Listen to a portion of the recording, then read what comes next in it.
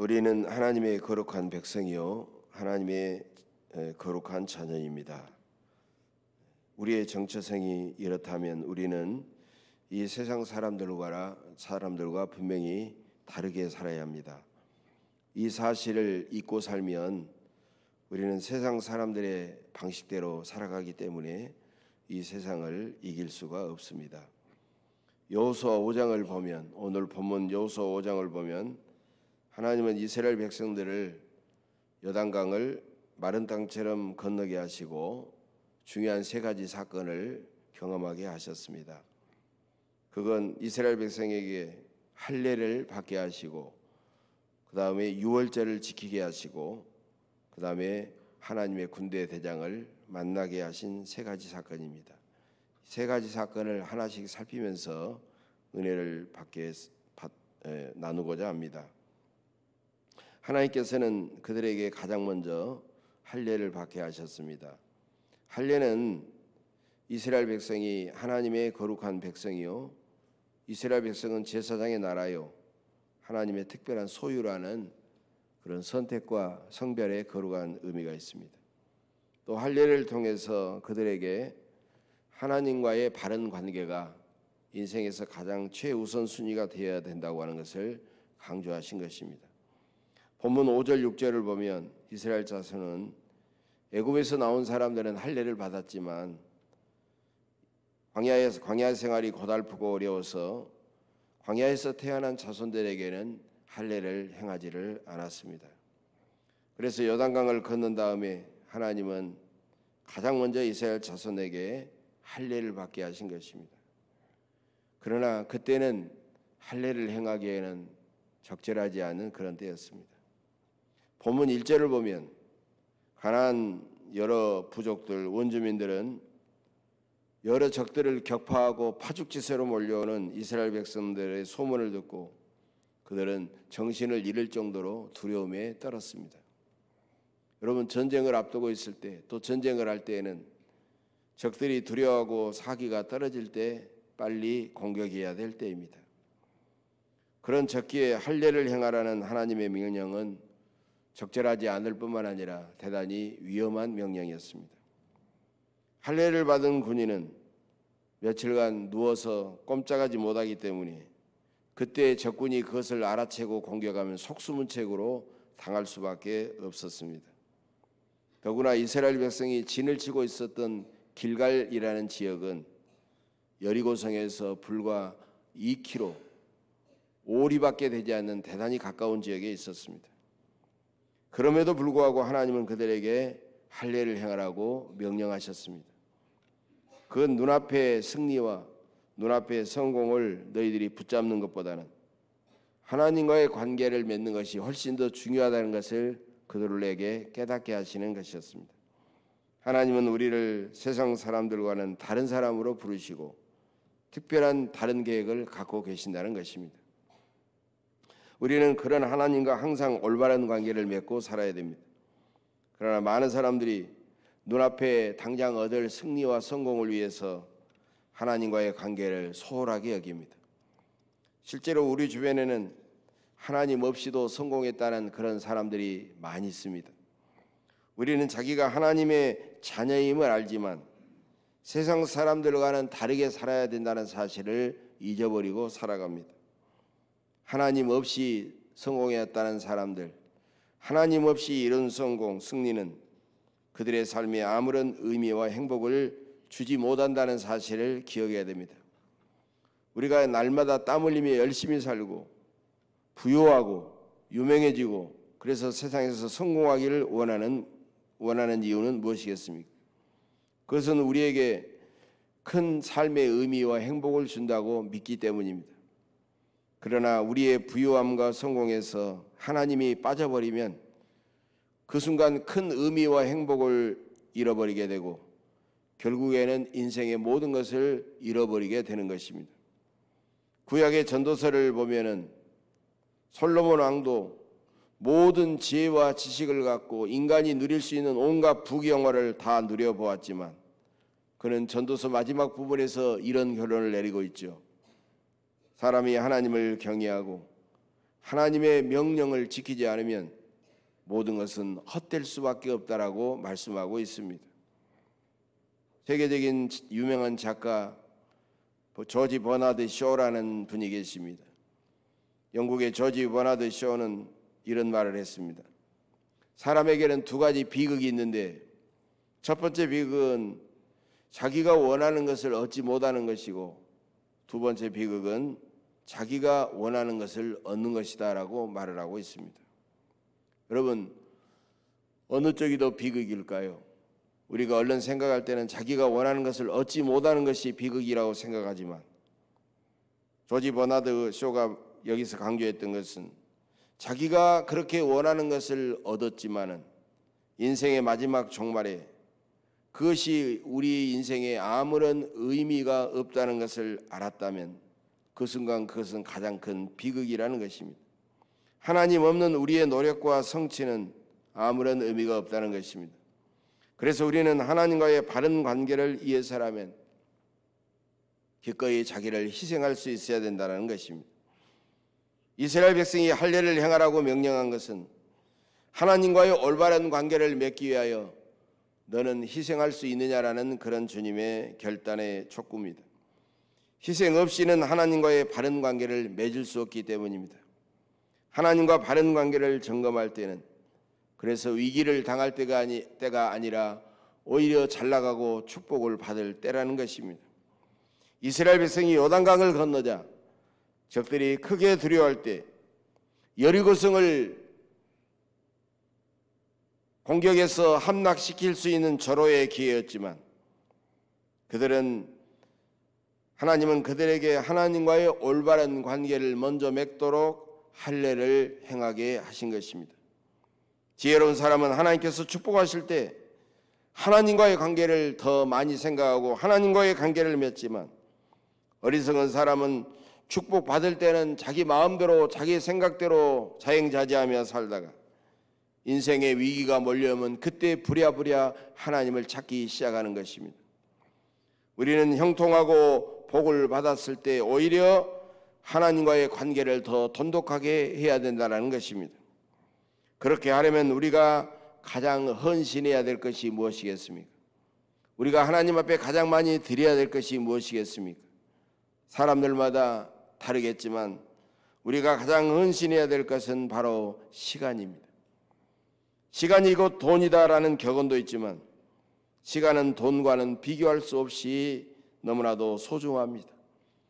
인생의 초년보다도 인생의 중년 이후로 말년을 살아본 사람은 바로 그것을 절실하게 느끼게 된 것입니다. 나이가 들면 들수록 시간은 인생의 가장 소중한 가치임을 깨닫게 되는 것이죠. 많은 사람이 자기가 번 돈을 성별하여 헌금을 드리면 가장 소중한 것을 드렸다라고 하나님과 사람 앞에 생각하지만 하나님은 오히려 우리가 시간을 바쳐 예배하고 시간을 바쳐 말씀 보고 시간을 바쳐 기도하고 시간을 바쳐 하나님과 영적으로 교제하기를 원하십니다.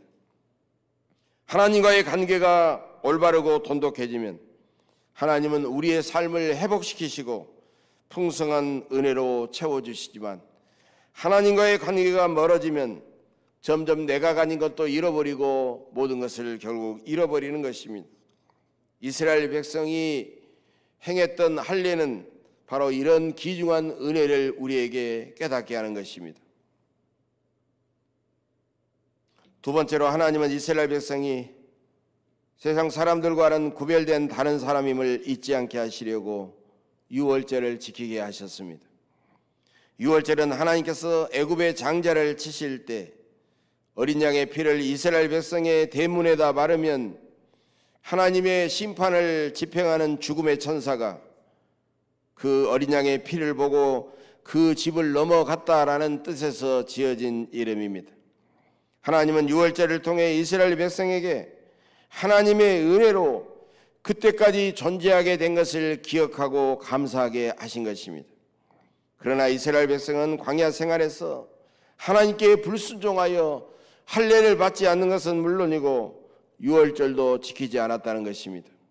그래서 하나님은 먼저 그들이 할례를 받은 다음에 유월절을 지키게 하시면서 변함없는 하나님의 은혜를 강조하셨습니다. 본문 11절 12절의 말씀입니다. 유월절 이튿날에 그 땅의 소산물을 먹되 그날에 무교병과 볶은 곡식을 먹었더라. 또 그 땅의 소산물을 먹은 다음 날에 만나가 그쳤으니 이스라엘 사람들이 다시는 만나를 얻지 못하였고 그해 가나안 땅의 소출을 먹었더라. 이것은 변함없는 하나님의 은혜를 우리에게 가르쳐주고 있습니다.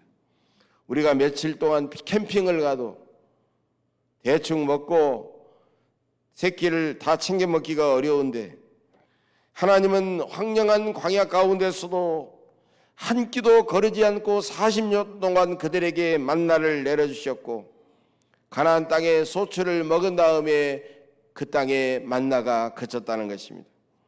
이것은 만나를 내려주신 하나님의 은혜를 기억하고 감사하라는 것입니다. 과거 내가 받은 은혜를 감사하는 사람은 미래를 하나님께 맡길 수가 있습니다. 하나님의 은혜를 늘 감사하는 사람은 앞으로 다가올 모든 삶의 두려움에서 자유함을 누릴 수가 있다는 것입니다. 사람들에게는 수많은 두려움이 있겠지만 가장 큰 두려움은 부족함에 대한 두려움이라고 생각합니다. 내일 먹을 것이 없으면 어떡하나? 직장을 잃어버리면 어떡하나? 내가 이런 것을 내가 사라져버리면 어떡하나? 특별히 자녀를 기르는 부모에게는 이런 두려움이 너무나도 많이 있습니다.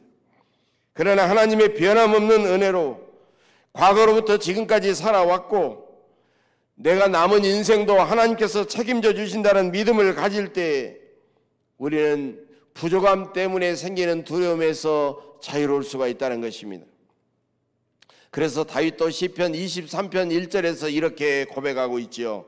여호와는 나의 목자시니 내게 부족함이 없으리로다. 다윗은 자기 인생을 돌아보니 하나님은 변함이 없는 분이셨습니다. 하나님의 변함없는 은혜 때문에 지금도 부족함이 없이 자기가 존재한다는 것을 인정하는 사람만이 미래의 두려움에서 자유로울 수가 있다는 것입니다. 우리는 변함없는 하나님을 믿고 살아갈 때 온갖 어려운 환경과 상황을 초월한 평강의 복을 날마다 누릴 수가 있는 것입니다. 시편 23편 5절 말씀, 주께서 원수의 목전에서 내게 상을 차려주시고 기름을 내 머리에 부으셨으니 나의 잔이 넘치나이다. 여러분, 오늘 이 말씀을 오늘 본문의 말씀에다 한번 적용해 보십시다. 여러분, 가나안 원주민은 요단강을 건넌 이스라엘 백성들에게 집중하고 있었습니다. 저들이 언제나 우리를 공격할까? 저들이 언제나 우리에게 몰려올까? 집중하고 있었습니다. 그런데 이스라엘 백성들은 공격하지 아니하고 할례를 행하고 또 유월절을 지키면서 만찬상에서 음식을 먹고 마셨다는 것입니다. 음식을 먹으면 음식만 먹겠습니까? 포도주도 먹고 술 취할 수밖에 없는 그런 상황입니다. 불과 2km 오리도 되지 않는 가까운 거리에 있는 적들이 때를 따서 공격하면 여러분 얼마나 두렵고 얼마나 위험한 상황입니까? 그럼에도 불구하고 이스라엘 백성들은 변함없는 하나님을 굳게 믿었기 때문에 그런 상황과 환경을 초월한 자유를 누리고 있었다는 것입니다. 이스라엘 백성이 지켰던 유월절은 오늘 우리에게는 예수 그리스도의 십자가를 상징하고 있습니다. 이것이 고린도전서 5장 7절에도 나오고 있죠. 우리의 유월절 양 곧 그리스도께서 희생되셨느니라. 이 말씀처럼 유월절에 희생되신 어린 양은 우리를 위해 십자가를 지신 예수 그리스도를 가리키는 것입니다. 우리는 주님의 십자가를 바라볼 때마다 죄인인 우리를 속량하신 어린 양 되신 주님의 사랑을 깊이 묵상하고 감사해야 됩니다. 또 이스라엘 백성이 그 땅에 가나안 땅의 소산물을 먹기 시작한 다음 날에 만나가 그쳤다고 했습니다. 대부분의 사람들은 광야에서 하나님께서 아침마다 내려주신 그 만나는 하나님이 내려주신 만나라고 생각하지만 땅의 소산물은 땅에서 나오기 때문에 하나님의 은혜라고 생각하지 않을 때가 많습니다. 그러나 우리가 일상생활에서 누리는 평범한 모든 것들도 하나님의 은혜임을 깨달아야 됩니다. 우리가 날마다 하나님이 주신 공기로 숨을 쉬고 하나님이 주신 맑은 물을 마시고 하나님이 주신 곡식으로 밥을 지어 먹고 하나님이 주신 것으로 옷을 입고 하나님이 주신 집에서 잠을 자고 하나님께서 허락하신 일터에서 날마다 일하고 살아가는 것은 날마다 우리가 계속 반복되는 루틴의 삶이지만, 그래서 대단히 평범한 것 같지만 이것은 놀라운 하나님의 은혜라는 것입니다. 여러분은 세상 사람들과 다르다는 사실을 늘 기억하고 하나님의 은혜를 기억하며 범사에 감사하시기를 바랍니다. 하나님은 세 번째로 여호수아를 비롯한 이스라엘 자손들이 세상 사람들과 다르다는 것을 잊지 않게 하려고 그들의 총사령관 여호수아에게 여호와의 군대 대장을 만나게 하셨습니다. 이것은 전쟁을 코앞에 둔 총사령관 그리고 이스라엘 백성들에게 엄청난 중요한 사건입니다. 이 사건을 통하여 하나님은 반드시 우리의 삶의 현장에서 우리의 편이 되셔서 우리를 위해 친히 싸우시는 분임을 알려주시고 계십니다. 하나님은 치열한 전쟁터 같은 이 세상에서 결코 우리를 우리만 홀로 방치해 두시지 않는다는 것입니다. 어떤 사람은 이것을 이렇게 표현하고 있습니다. 하나님께서 가장 싫어하시는 것은 관중석에 팔짱 끼고 앉아서 우리를 구경하는 것이다. 하나님은 삶의 모든 현장에서 치열하게 싸우는 우리와 함께 하시기를 원하시는 분이십니다. 본문 13절에 여호수아가 여리고에 이르렀을 때 칼을 들고 마주 서 있는 사람을 만나게 됩니다. 그러자 여호수아는 너는 우리를 위하느냐 우리의 적들을 위하느냐라고 다짜고짜 물었습니다. 여호수아는 그분이 하나님이신 줄 모르고 그렇게 처음에는 물었던 것입니다. 그러나 여호수아 앞에 선 그분이 하나님이신 것을 알 수 있는 두 가지 이유가 있습니다. 14절에서 여호수아는 그분이 나는 여호와의 군대 대장이다 라고 그렇게 대답했을 때 저분은 하나님이시구나 라는 그런 확신을 가졌고 이윽고 땅에 엎드려 절을 했습니다. 또 여호수아는 15절에 군대 대장의 말씀을 하나님의 음성으로 듣게 됩니다. 내 발에서 신을 벗어라. 내가 선 곳은 거룩한 곳이니라. 이 말씀은 모세가 출애굽기 3장에서 가시떨기 속에 나타난 하나님 앞에 섰을 때 하나님께서 그에게 주신 말씀입니다. 구약시대엔 하나님께서 사람의 모습으로 나타나실 때가 있었습니다. 하나님은 소돔성을 심판하시기 전에 사람의 모습으로 아브라함을 찾아오셨습니다. 하나님은 야복강에서 야곱에게 사람의 모습으로 찾아오셔서 밤새도록 야곱과 씨름하셨습니다. 여러분, 성도가 소유한 가장 큰 특권이 있다면 무엇이겠습니까? 성도가 되면 하루아침에 강해지고 하루아침에 지혜로울 수가 있을까요? 그렇게 되는 경우는 거의 없습니다. 성도가 소유한 가장 큰 특권이 있다면 여전히 연약하고 무지한 사람이지만 그 사람이 하나님을 의지하고 하나님을 바라볼 때 하나님께서 그 사람의 삶 속에 플러스 알파가 되셔서 그 사람을 더욱 강하고 지혜롭게 사용하시는 축복을 누리게 된다는 것입니다. 그러나 많은 사람들이 자기의 삶에 플러스 알파가 되시는 하나님을 제쳐놓고 자기 마음대로 판단하고 결정하고 행동할 때가 너무나도 많이 있습니다. 사업에서 중요한 일을 결정할 때 하나님께 물어보십니까? 사업에서 누구와 내가 함께 그 모든 것을 합작하고 함께 자금을 투자할 때 우리는 하나님 앞에 먼저 물어보십니까? 자녀의 대학을 결정할 때, 자녀의 직장을 선택할 때, 자녀의 배우자를 결정할 때 우리는 하나님 앞에 물어보십니까? 모든 일에 하나님이 빠지면 우리는 세상 사람들과 다르지 않습니다. 하나님께서 우리 인생을 진두지휘하시도록 우리의 인생을 지휘하시고 우리의 인생을 선택하게 하실 수 있도록 하나님께서 모든 지휘봉을 온전히 우리는 내어드려야 됩니다. 여호수아는 그분이 하나님이신 것을 알고 납작 엎드려 절하고 내 주여 종에게 무슨 말씀을 하려 하시나이까라고 물었던 것입니다. 여호수아의 자세는 하나님이 명령하시면 종은 듣겠나이다라고 하는 자세였습니다. 여러분은 사람의 지식과 힘이 얼마나 보잘것이 없다는 것을 인정하십니까?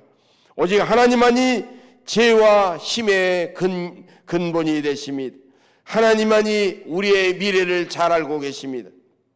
하나님은 우리가 세상 사람들과는 분명히 다르게 살아가길 원하십니다. 무조건 땀 흘리며 무조건 열심히 산다고 최선의 삶이 아닙니다. 변함없는 하나님께서 우리에게 역사하셔서 우리의 연약함을 강함으로, 우리의 어리석음을 지혜로, 우리의 궁핍함을 부유함으로, 우리의 실패를 성공으로 바꾸어 주셔야 합니다. 이제 여러분은 세상 사람들과 다르게 살면서 하나님을 더 굳게 의지하면 하나님께서 여러분의 삶의 모든 순간순간마다 일일이 개입하셔서 여러분께서 날마다 승리하게 하시며 더 복되고 풍성하게 살아가실 수 있게 해주시기를 주님의 이름으로 간절히 축복합니다. 기도하겠습니다. 전능하신 사랑의 아버지 하나님,